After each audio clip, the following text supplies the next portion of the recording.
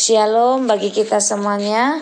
Firman Tuhan untuk kita hari ini pasal terakhir dari perjanjian lama, Maliaki pasal 4, hari Tuhan.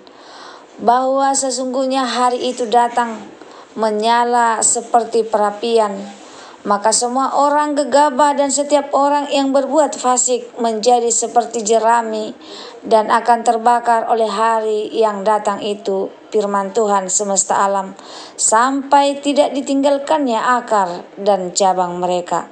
Tetapi kamu yang takut akan namaku, bagimu akan terbit surya kebenaran dengan kesembuhan pada sayapnya. Kamu akan keluar dan berjingkrak-jingkrak seperti anak lembu lepas kandang. Kamu akan menginjak-injak orang fasik, sebab mereka akan menjadi abu di bawah telapak kakimu. Pada hari yang kusiapkan itu, firman Tuhan semesta alam.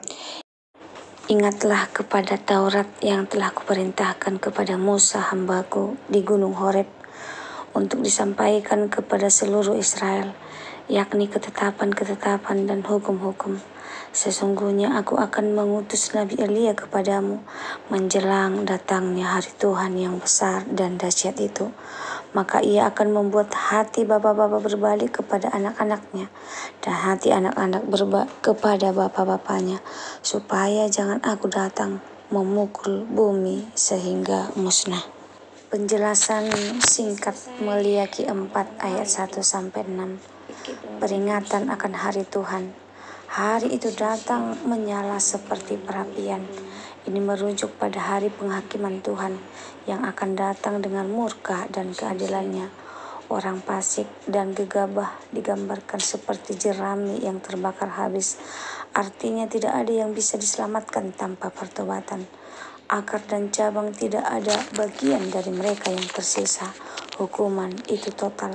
Pesan penting, jangan meremehkan kesabaran Tuhan.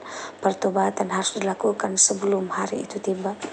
Pengharapan bagi yang takut akan Tuhan.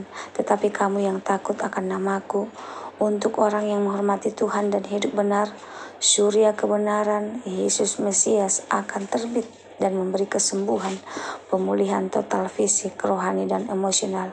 Mereka akan bersuka cita seperti anak lembu lepas kandang. Gambaran kebebasan, kekuatan baru, dan sukacita yang paling besar. Penghiburan di tengah penghakiman. Tuhan menyediakan pengharapan bagi yang setia. Selanjutnya, kemenangan orang benar. Kamu akan menginjak-injak orang fasik. Bukan berarti kita membalas kejahatan, tetapi Tuhan sendiri akan menjatuhkan penghakiman dan umatnya akan melihat keadilan ditegakkan. Menjadi abu menunjukkan bahwa jalan kefasikan tak akan menang selamanya. Kembali ke firman, ingatlah kepada Taurat. Sebelum hari Tuhan datang, kita diminta kembali ke firman Tuhan, perintah dan hukumnya. Ini adalah panggilan untuk hidup kudus dan taat, bukan hanya secara agama, tetapi juga secara nyata dalam kehidupan sehari. Pemulihan hubungan sebelum hari Tuhan. Aku akan mengutus Nabi Elia. Ini adalah nubuatan tentang pelayanan Yohanes Pembaptis dalam semangat Elia dan juga tentang pemulihan hati di akhir zaman. Tuhan ingin membangun kembali hubungan yang rusak, terutama dalam keluarga, bapak, anak, generasi ke generasi. Jika hubungan tidak dipulihkan, maka akan ada penghakiman dan kehancuran. Renungannya untuk kita hari ini, Tuhan akan datang membawa penghakiman dan pemulihan. Kita tidak bisa netral. Kita harus memilih hidup dalam terang Tuhan atau terbakar dalam murkanya. Pertobatan bukan pilihan tetapi kebutuhan sebelum hari itu datang. Hidup takut akan Tuhan membawa pengharapan. Dalam dunia yang makin kacau, Tuhan memberikan damai, kesembuhan bagi mereka yang setia. Sukacita sejati datang dari hidup yang benar di hadapan Tuhan. Pemulihan relasi adalah tanda kebangunan sejati. Tuhan peduli bukan hanya soal ibadah lahiriah, tetapi juga hubungan dalam keluarga. Hati yang dipulihkan adalah buah pertobatan sejati. Semoga firman Tuhan hari ini menjadi berkat bagi kita. Terima kasih, Tuhan Yesus memberkati. Shalom.